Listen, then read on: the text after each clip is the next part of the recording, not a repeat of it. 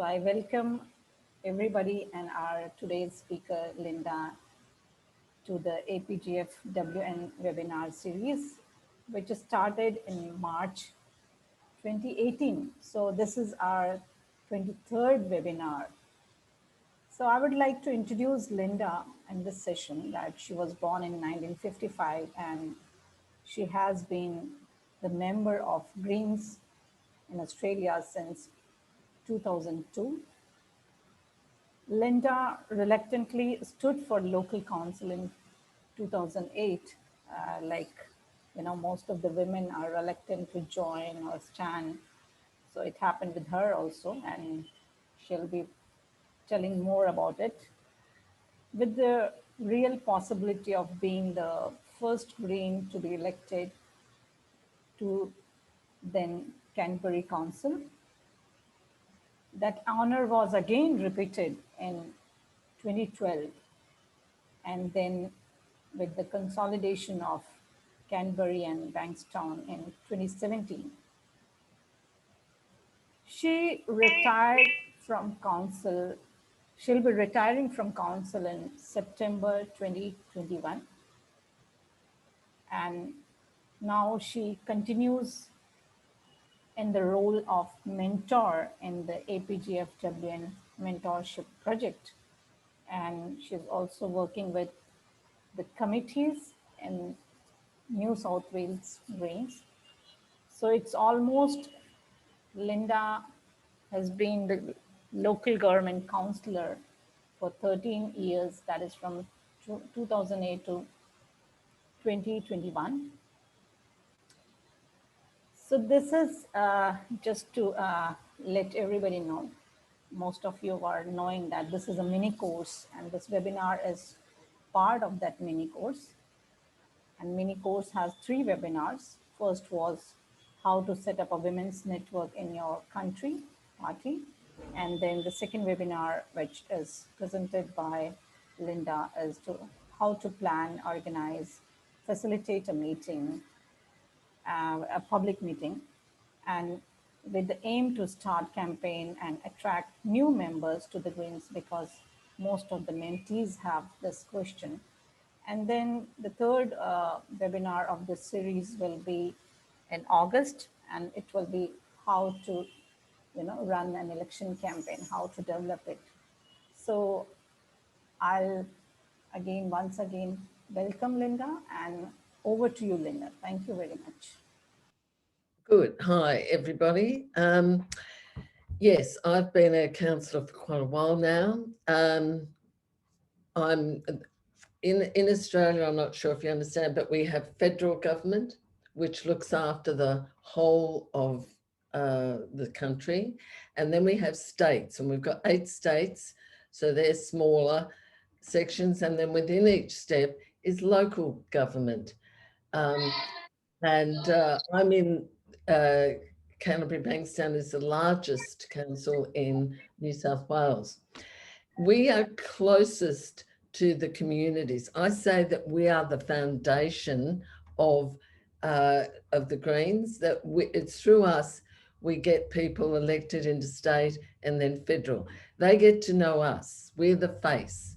And if we do a good job, then we've got a really good chance of getting state and federal people.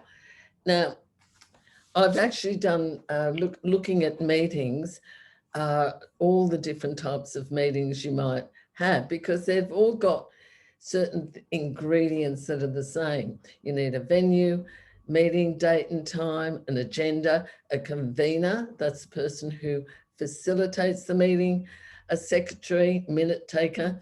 You need your invited attendees. And you might have a guest speaker, which is always good to make a meeting more interesting when you've got somebody speaking about something. Now, the method of making this meeting is, first, decide on the purpose of the meeting. Is it a campaign meeting? Is it a committee meeting? Is it a local group, state, federal, or executive decision-making meeting? And don't worry about taking notes, because if you need anything, it'll be on the website. So just try and follow, because sometimes there's a lot of writing like on this page, but I'll just try and get the main points, and then for details or things you need a reminder on, you can go to the website.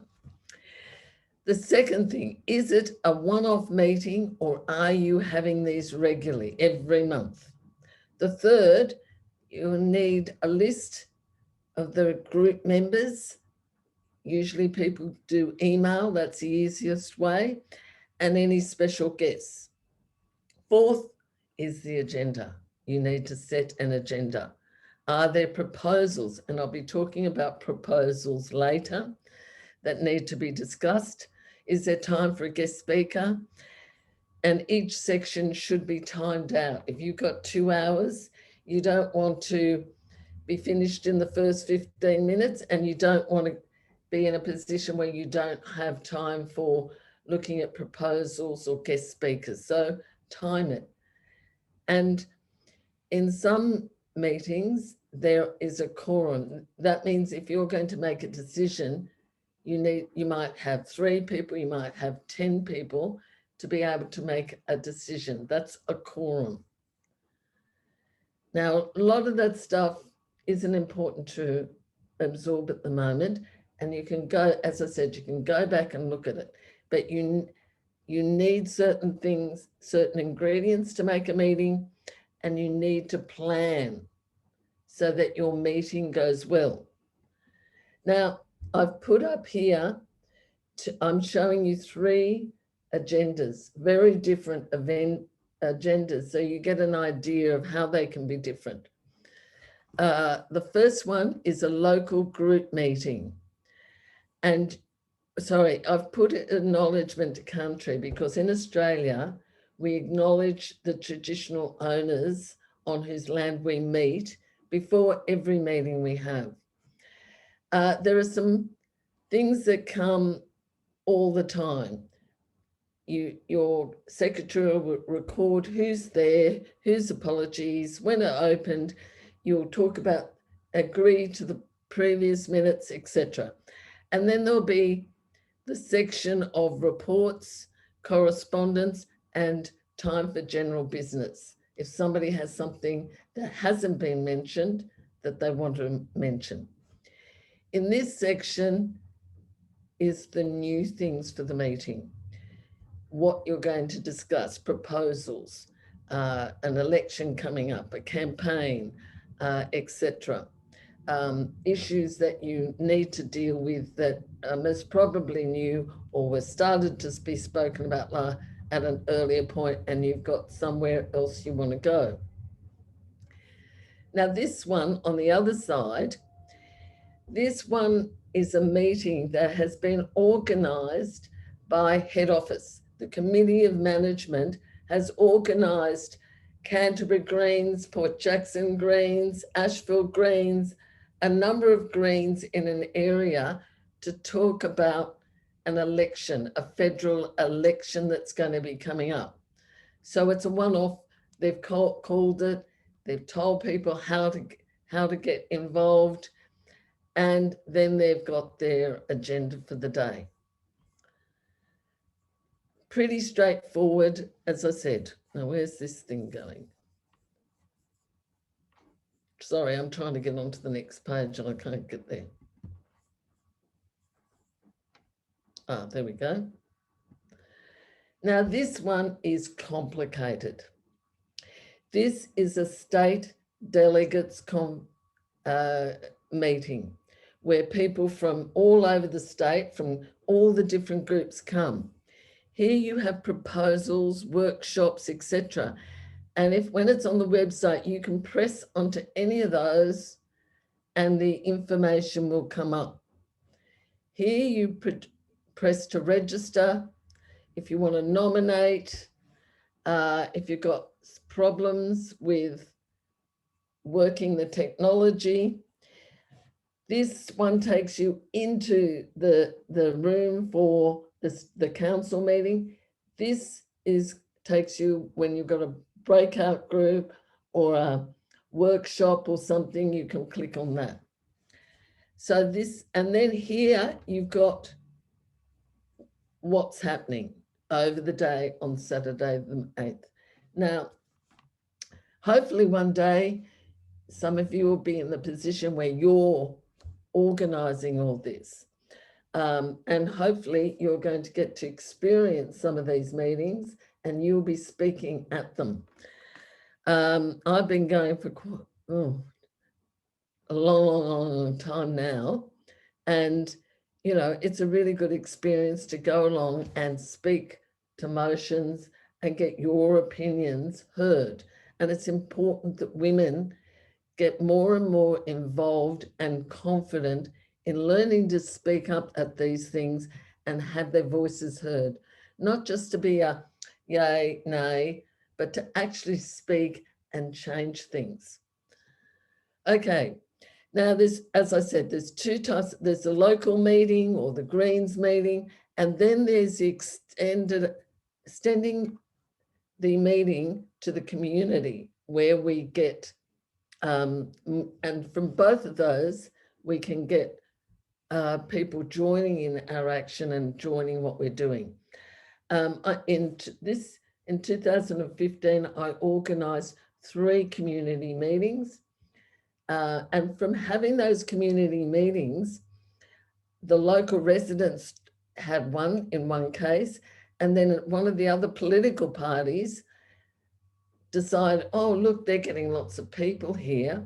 They took up the issue, and it was about amalgamation, and they had the money to leaflet every resident in the area. So that expanded the information going out into the community about the issue we were trying to get action on. So we are often, the Greens are often start the ball rolling. We call it start the ball rolling. We do the hard slog, and then the other parties say, oh, people are interested in that, and they take it up. Personally, I don't care. If we get change, that's great. I don't need the glory. I just want to see the change happening. And when I started campaigning around 2000 about global warming, it was horrible. You know, people would say, oh, you Greens, you're mad, you know, and be horrible. But you get used to it, you keep going. And now today, we've got the Liberals, who are our right-wing party, putting up motions about climate change in council. So we started, and that's why we're so important. And that's why women need to get involved to hear from our point of view, because we do have differences to the men sometimes. Now, with your local group, don't send too many emails, because people get thousands of emails. They only, if you want them to open it up, it's going to have to be important. But a do is to send a reminder about the meeting, 7 days, 10 days. But once you start getting your Greens group going, you can go beyond your meeting. Lots of groups have coffee meetups to just talk about things, what they're interested in, stuff. You can have fundraisers, film nights, barbecues, whatever. You can, if you've got an active group, you can set up a WhatsApp or a Messenger link, and people put on things that are, in our group, somebody puts up, oh, I've got a letter in the paper. And somebody says, oh, this is happening here. So you can keep each other informed, you create links. It's important that you represent that, you know, you do things that you know the members are interested in. If they're interested in transport, get a transport speaker to the meeting. What are members willing to help in? Some are shy. Some don't want a door knock. A lot of our members, they're happy to put a leaflet in the letterbox, but they don't want to do it at train stations. They don't want to do door knocking. But we also have training days for things like that. And that really helps people to develop confidence. People who are experienced help people who aren't experienced to develop that that knowledge and confidence. I hated door knocking, hated it. But now it's nothing. It doesn't worry. Same at handing out leaflets and stuff. I didn't like it. But it's funny how quickly you get used to it and it's easy. Now, reaching the community. This one up here, the people were interested in heritage in their area, and there were beautiful buildings coming down. As a result of these type of meetings, which the Greens had, and we had David Shoebridge, our upper house senator, he's been fantastic on local government. We talked to them, and from our setting up, organising this meeting and talking to the community, a local action group, residents action, got the local people got together and fought for heritage in our area. And now we have a heritage listing that's saving the old buildings. And so we can't get high rise and things like that. This one down the bottom wasn't in my area, but because I was the only Green on council, they asked me to come, and I dragged David out. We had about 3 meetings over there, and they were concerned about this big golf link, trees being pulled down and overdevelopment. That place is still being developed, but it's more carefully being developed. Not as many trees are going and not as much density. So that's another win. So you're looking in your area for the campaign. What will gain the public's interest? Who else is involved? And you might look to, like with this one here, the Riverlands, there was a local community group involved. So we linked up with them, the Bushland Environment Group. So you can link up with other political groups and use and that helps you with the campaign. But you don't just pick up anything. It's got to fit. Just because the community are interested, it doesn't mean it fits in with Greens policy. It has to fit in with Greens policy. I'll just go back a couple, if I can manage it. Oh, sorry, that's the one. This one, Community Forum, Save Canterbury from Overdevelopment. That was the leaflet we organised. When, where, who, and what it's about, and what can you do to protect your local area? So that was an overdevelopment forum that we held. Oh, I'm going the wrong way, sorry. Now, when you hold a public meeting, you've got to advertise it, therefore the leaflet. You need to distribute it. Now, we did it by, we chose to hand out at train stations. Some people leaflet it in letterboxes. Some people might do it at bus stations. That's your choice of how you want to do it. And of course, social media is a great one for advertising. You need to find a venue. A venue is best if it's near public transport, so people can get there without a car, and is in the centre of the area that you're campaigning about as possible.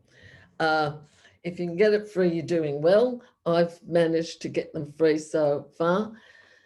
And you have to decide on speakers, if you need anything like microphones, and have your helpers there. You need helpers to set up the room, to take donations, to get people to sign a petition, and contact details once if they're interested. But once you've got the signatures and the names and the email addresses, you can contact them again. You've got you've got people who are interested in what you're doing, and you can keep contacting them until they tell you not to. Now, I hope I'm not going too fast. Is anybody, I'm doing questions at the end, so if you want anything, but I think we've got a fair amount of time. So if anybody, before I go on to this section and facilitating, because that's, I'm doing how to get your proposal accepted and how to facilitate a meeting. So I think we've got enough time that if anybody has a burning question about anything I've said so far about setting up a meeting, getting people along, having an agenda, you could ask it now. Okay. Oh, and sorry, I forgot. If you want to ask a question too, you can put it into the chat, and Anita or Rashana will say it later. So you can put it into the chat, and then they'll ask me and I'll answer it. Okay, so that's a lot of information. So basically, an agenda has basically a structure to it. It's making sure that you get through things that you need to in a timely fashion, that things are recorded and checked. You need a good convener who might be the facilitator of the meeting, and you need a secretary. As for getting the campaign meeting, now also I just want to say, I've written all this down. I've said I've done 3 big ones in a year, and it all sounds easy, but it's not. Well, it wasn't for us. We'd sit around a table week after week, feeling like, gosh, where are we getting to? We know what we want to do. We're getting somewhere, but it just felt like walking through mud. Until it was actually happening, I didn't know it would happen. I don't know what it is. It just seems so hard to do it. And that's why I think it's important, why I've written down the things you need to do. It's a little checklist to help it go a little bit faster. But you do sit around there. We all knew what the problems were. We all knew what we wanted to do, but it was just awkward trying to get it happening. But eventually it does. We talk, we write some points down, we get to a certain stage, we go away, and then we come back, and then we get it. And then we've got the leaflet. I think getting that ready is the hardest bit, to know what we want to put in it, what we need to leave out. We don't want to make a story about it, but we want to get the key points in. And everybody's got to say something, because otherwise it won't go anywhere. Okay. Get your proposal accepted. Now, I've done quite a bit of that over the last 14 years. When I first went on to council, I thought, 1 green, I'm going to be a seat warmer. That means I thought, I'm just going to be here till we can get more Greens on council. I'm not going to be able to achieve anything. I'm one person. But fortunately, it didn't work like that. I used to talk to Bill and Brian, either one. I'd ring them up and say, oh, I want to put up this motion. Will you support it? And then he'd go, and the Labor Party had the numbers.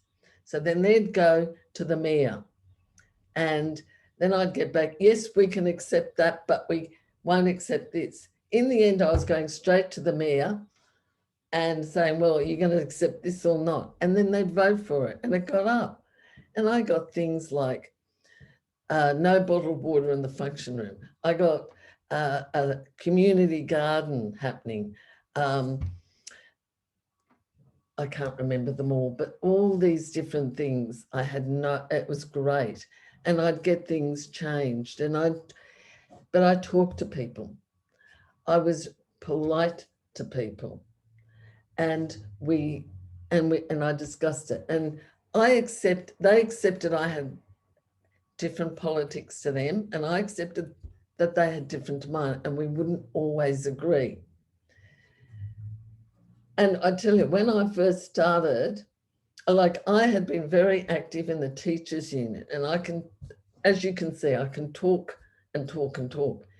And I'd get up at Teachers Council and I'd speak, and I had no problems. I got on the council, suddenly I was tongue-tied. It was a different place to what I was used to. And I had to write my speeches, and I'd get up and I'd read the speeches, and they were boring, really boring. But eventually I kept trying. Then I relaxed. I made mistakes, they were terrible. I relaxed, but eventually I was back to my old self. And now I have the right wings, the Liberal Party, telling me I'm the best speaker in the House because I speak with passion. So I say that everybody struggles in the beginning, but to change that, you've got to start. You've got to have a go. You've got to ask questions. You've got to get up and sound terrible, but eventually it improves. So sharing your motion is very important, and I've just lost the one I printed, but it doesn't matter. And you might have to change things. For instance, I put up a motion to council last year supporting Greta Thunberg's school strikes. And I put up a motion that we say that there is a global emergency and that we support the school children's strike.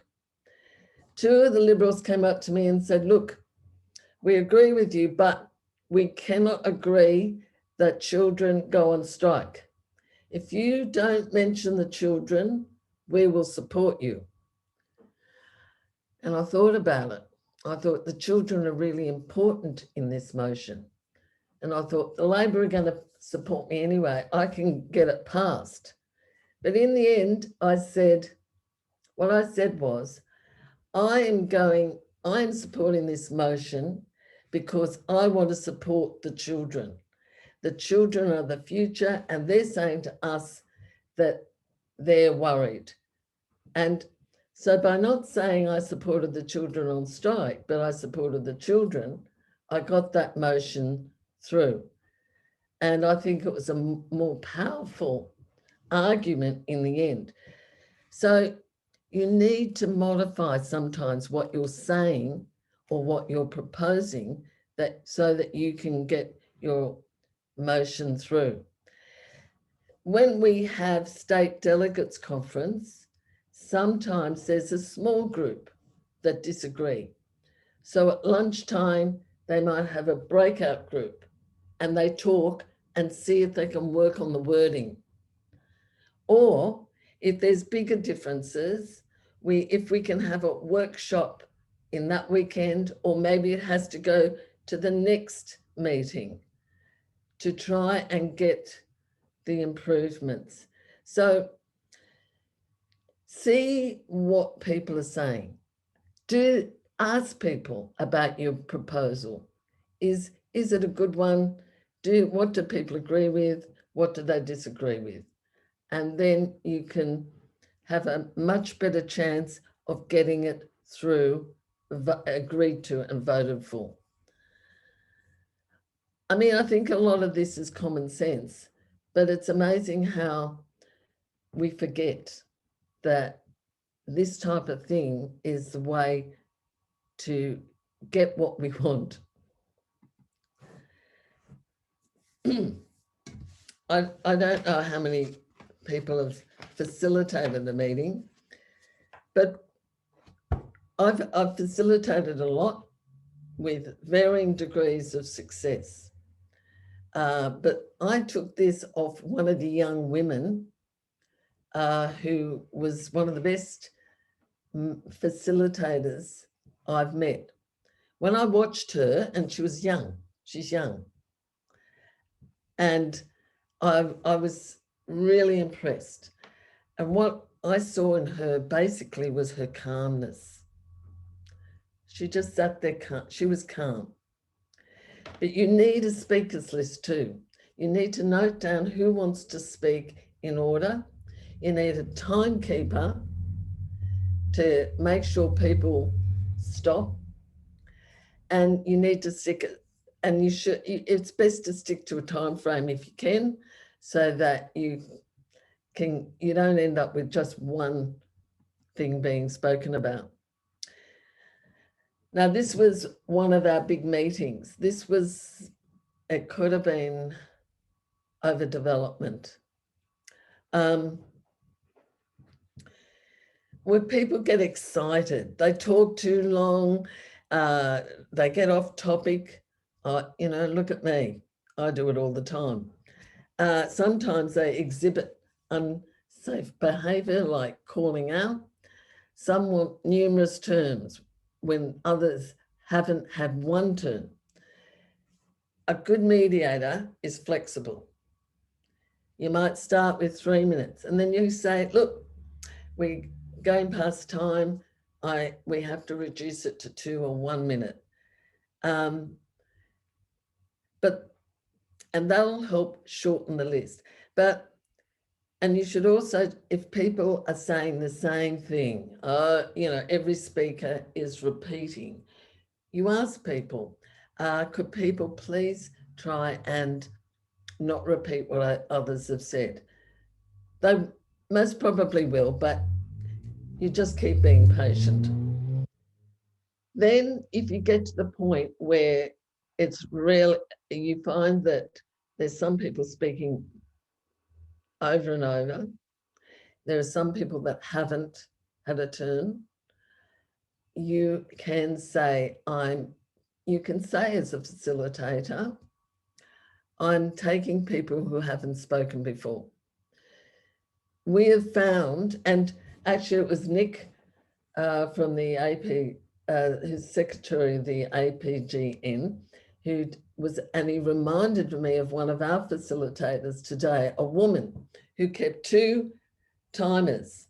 And one was how often a woman spoke and how often a man spoke, how much time women and men took up. And we found, like many groups will find, that the women do not speak for a fraction, 30%, 40% of the time that men will. So then we introduced positive discrimination. A woman, then a man, a woman, then a man. And that is quite legitimate, to give positive discrimination if you find that women are not getting the chance to be heard or are not taking it up. Know your meeting procedures. That's really helpful. The convener is expected to act if there's misbehavior or the meeting is not staying on target. A good facilitator develops a feel for the meeting, when to sit back and allow discussion and when to start bringing the meeting into line. A bit like fishing, knowing when to pull and let go. Experience is the key, but you have to start somewhere, and you will have failures, but you can learn from those. Learn from them and keep going. It's like I've said with everything, the more you do it, the better you go. Most importantly, don't give up. And that's the end. And it's time for questions. I hope you have some. Yeah, thanks, Linda, for the wonderful presentation. And I know Linda has a lot of experience, 13 years experience being the local government counselor, and she was also a teacher. So, you know, she has very good presentation skills.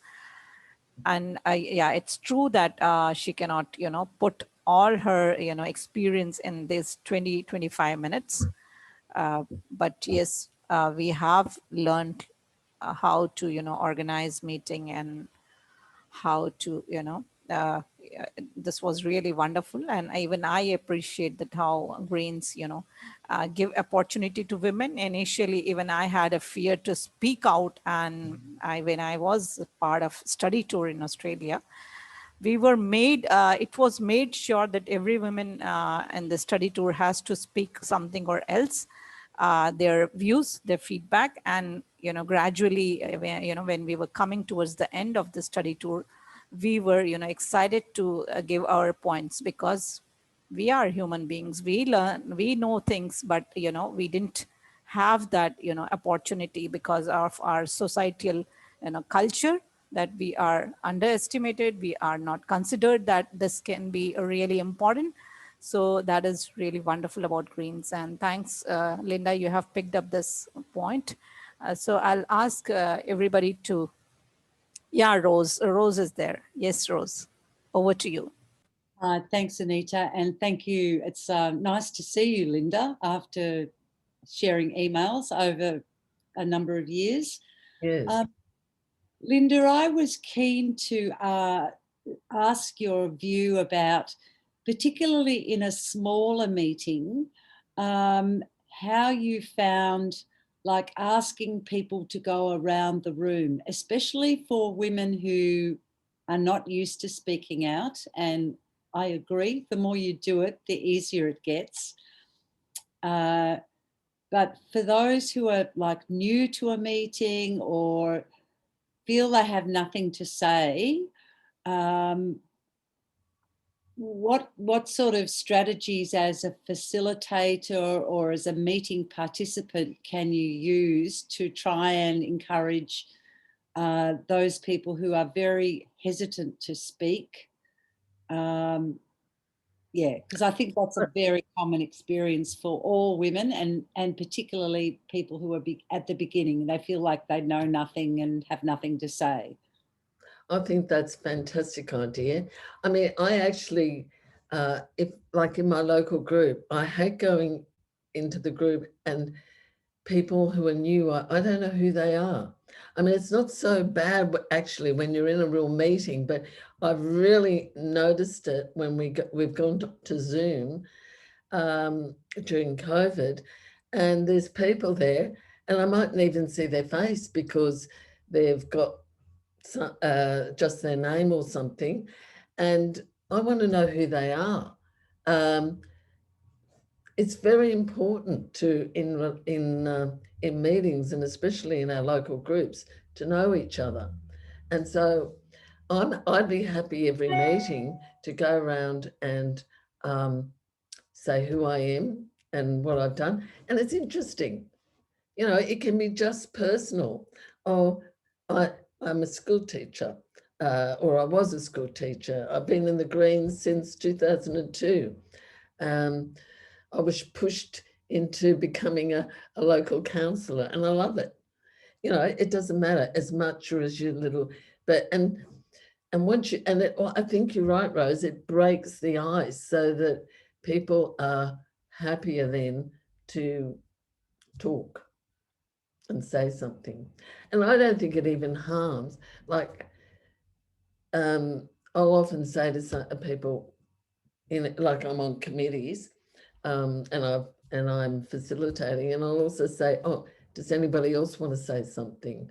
And if somebody hasn't said anything at all, and I'll go and say, oh, what, you know, those that haven't said anything, what do you think? Are we on the right track? Wonderful, Linda. So now we have next question from Sweden. So Eva, can you, do you want to put your question forward, or you want me to read it? Yes, I'm just wondering, during these Corona times, it's very difficult to both have meetings and campaigns. And we used to make pictures with the stories and put them on social media to spread out the information. But how can we act more close to people? We want to have more contact than through this media. Is it? Well, yeah. Well, that's why I mean, I know it's COVID time and some of these things in different countries are not possible, but I know of local groups that meet up for coffee and a talk, you know, when we're doing things like fundraising, you know, having a barbecue. In actual fact, I think that one with Marine may have been an end of year or a pre-election get together in a park where we had up a store, but we also brought food. I'm not, it was so long ago, I can't quite remember, but yeah, food and whatever you're doing makes for conviviality. And yeah, so when you can, but even with Zoom meetings, I mean, just to get together, I mean, some of the friends I've got, we couldn't go out for coffee anymore. So we had a Zoom get together.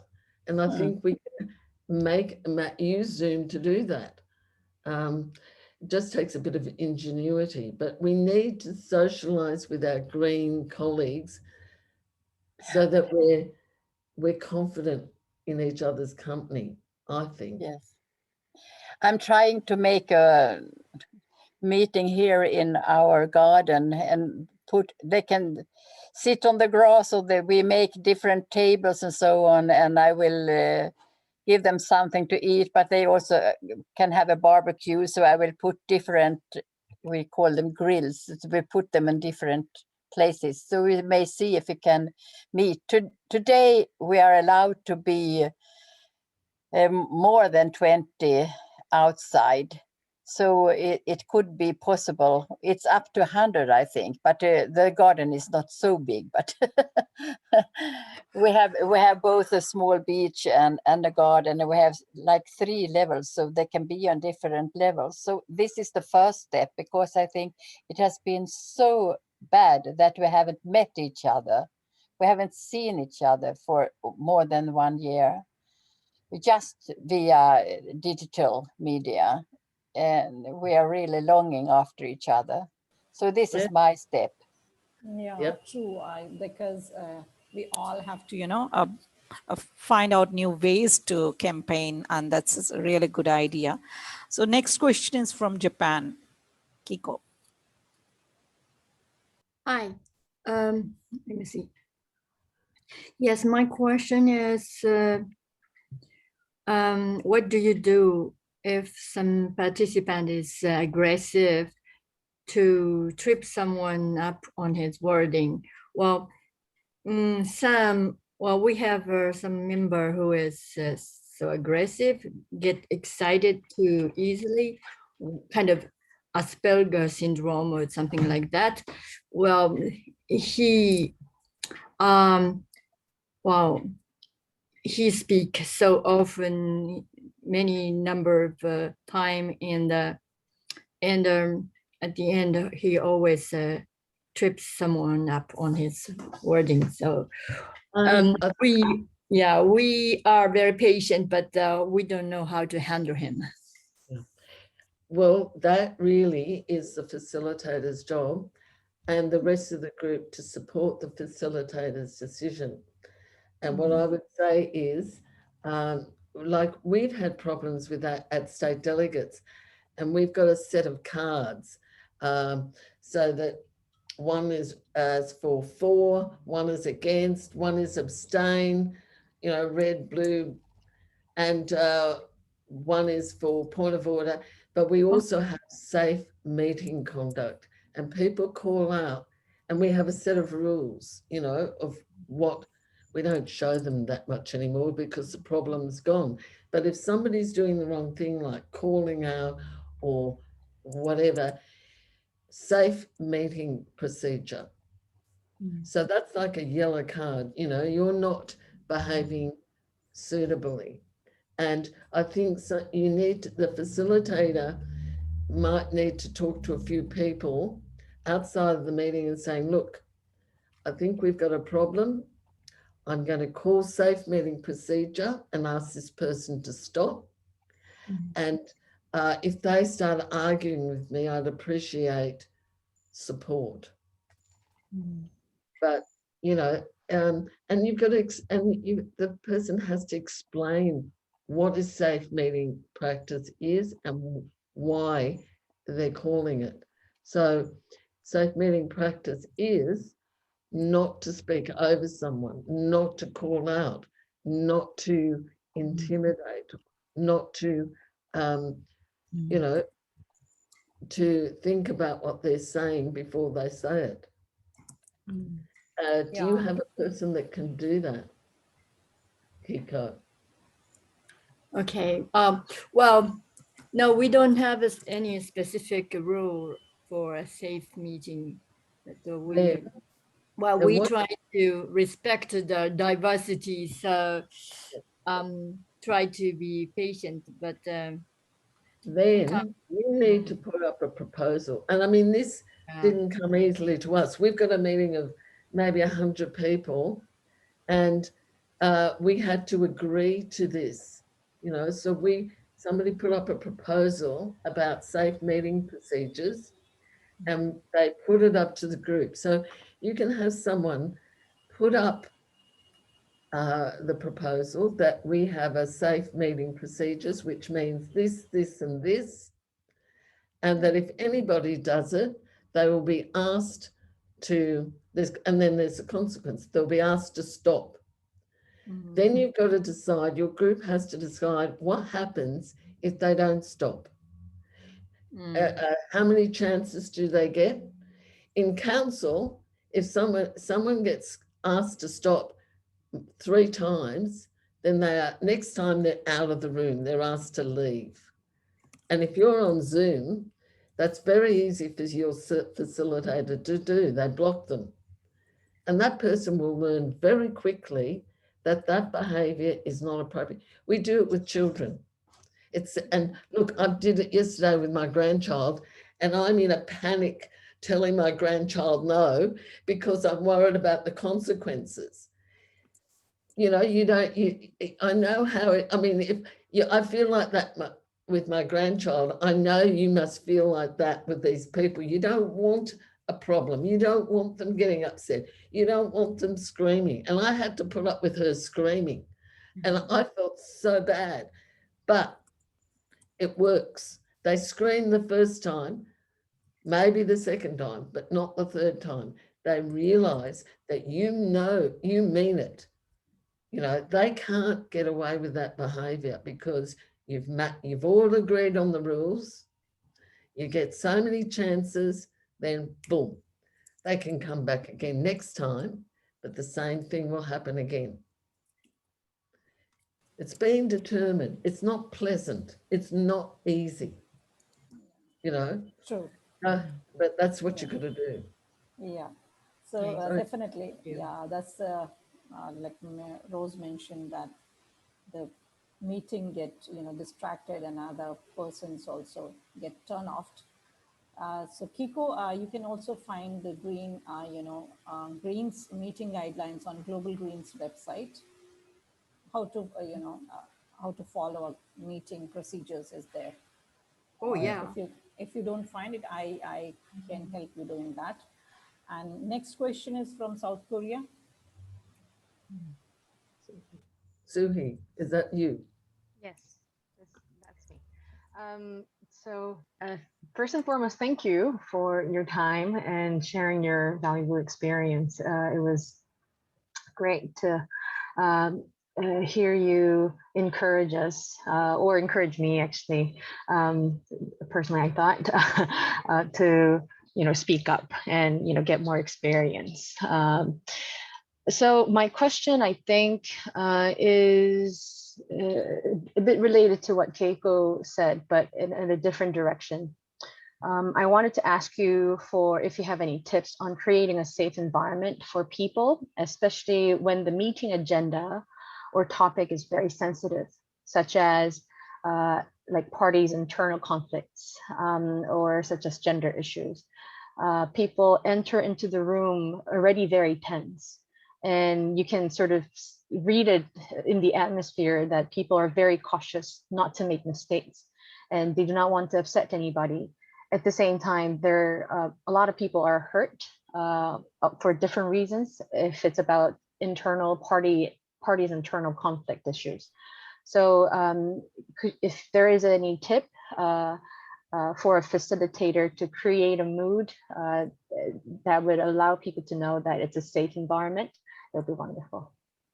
I think basically you've got to be upfront. You've got to acknowledge that you've come together to discuss something that's very difficult, that there are people in the room that have been affected by these incidents. And so that, you're going to lay out certain rules. Well, and I'm just coming off the top of my head now, that people will take turns respectfully. They will stick to time limits. They will be careful with what they say, realizing that there are people in the room that are directly affected by this. I imagine that you would have proposals ready to go. And this is where your agenda will be really important. So that's just a general thing that you will say about how the things should be treated, but it will be in your agenda, the proposals. And then again, it will be that those proposals will have been discussed outside the meeting by people to ensure that those who are affected or those that are perpetrators will be able to deal with what you're putting up. So it's, you've got to work for that meeting to work. You've got to do your research and your conferencing so that whatever goes, it doesn't mean that what goes up will be accepted as is. It means it will create a safer atmosphere for people to talk about it, because you've worked out what may create upset and conflict and disharmony and anxiety, and you're prepared. So 2 levels, be upfront. This is going to cause some people grief, but we're going to tread as gently as we can and make it as safe and comfortable as we can by working together and accepting that everybody's going to find this a little bit difficult. And then you've got your nice structured agenda that you've worked on beforehand. Thank you. Thanks, Linda. I think, Suhi, you got your reply, and hope this will help you in future to work within party. Anybody else has any questions from India, Pakistan, Nepal? Anybody has any question? No. So, okay, Rachna will be sharing. Thanks, Rachna, for sharing the green meeting guidelines. The link is in the chat box. You all can click on it and, like Linda suggested, that you can bring a proposal within your party and approve this and put it in the implementation. And now we'll have a photo session, though the photos are, very much similar of all the events, but still, nice to have nice to enjoy in this pandemic. So I request everybody to put on their cameras, and Suhi or Rachna will help us to click the screenshot. And there is some problem issue with my camera, so I won't be able to put it, and I have put the Women's Network logo. So yes, I am there. You know, women within the logo is there. Yeah. Thanks, Rachna, for I'm just sharing going to the flyer. Do you want to talk about this, Rachna, while everybody is putting on their cameras? Yes, thank you very much, Linda, for your awesome webinar. I enjoyed it a lot and really learned a lot on how to be a better facilitator and how to organize more meetings on the future. And the questions really were the questions that I thought I really felt I also needed to ask, and it was asked. So I'm very happy about it. So these all webinars are also mini courses that we have established. It is a part of women leadership and empowerment. So we had 3 series. One was on April by Anita Nautial on setting up women network in green parties and countries, and second was from Linda on facilitation and organizing of the meetings, and the third will be developing an election campaign and developing a strategy and plan and implementing it. So that will be done by Nada Jurur from Green Party of Lebanon. She was the former president of Green Party of Lebanon, and it will be done on 5th of August. So it is also one of the mini courses that we have been doing from the very beginning, the 3 mini courses. So we really hope that you guys will also be there and enjoy the webinar as we enjoyed today's webinar as well. So with that, I will ask everyone again to please open up their camera as I cannot see some of them. So I will click the pictures. Yeah, so we, you know, it's nice to see everybody, different backgrounds, different energies. But sorry that today I think there was some technical glitch, and most of them, you know, seems to be Eddie Cow, and we'll figure out that what was the issue, how it became Eddie Cow. So please, please, please.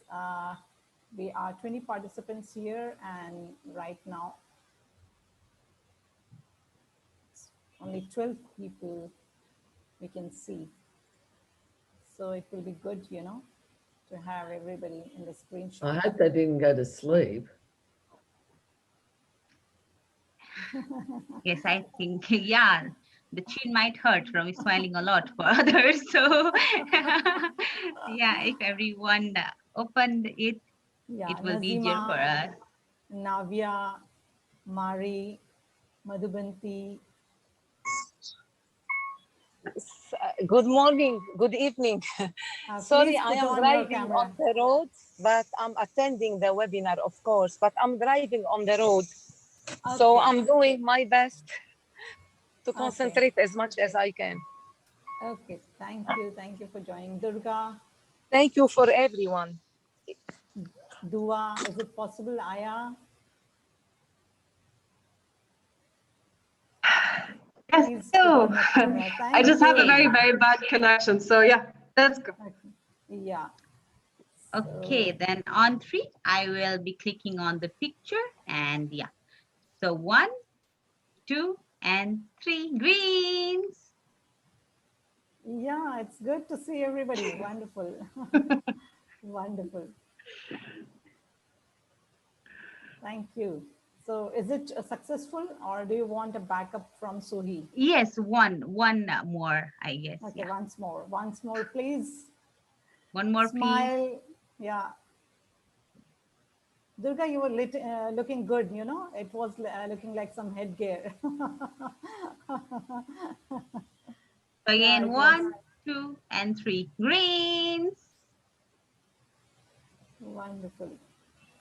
Yes. Thank you very much. Oh, wow. Thank you.